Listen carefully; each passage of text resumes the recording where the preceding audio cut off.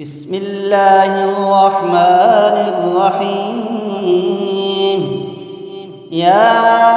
أيها المدثر قم فأنذر وربك فكبر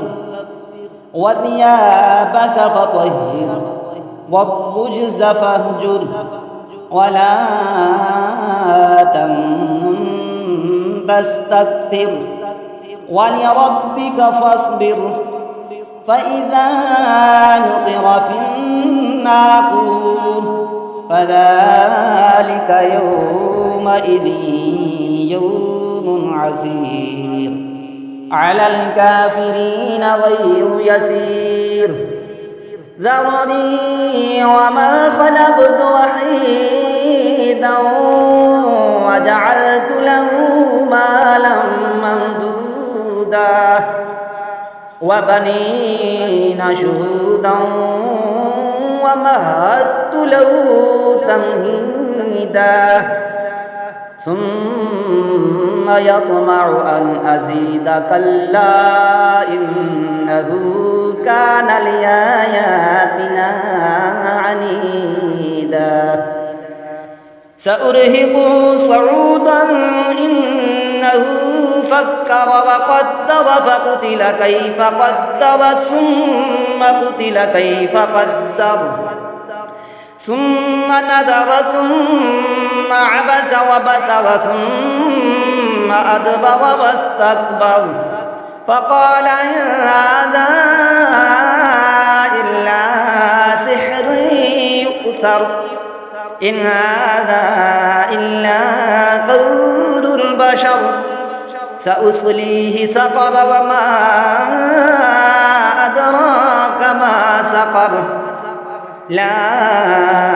تبقي ولا تذر لواحة للبشر عليها 19 وما جعلنا أصحاب النار إلا ملائكة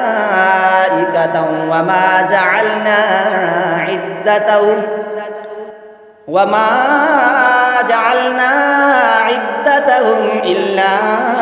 فتنة للذين كفروا ليستيقن الذين أوتوا الكتاب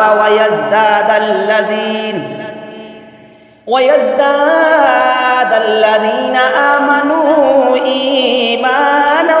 ولا يرتاب الذين أوتوا الكتاب والمؤمنون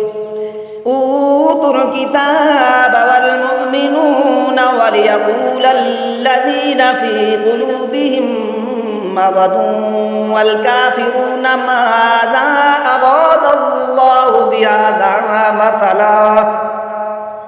كذلك يضل الله من يشاء ويهدي من يشاء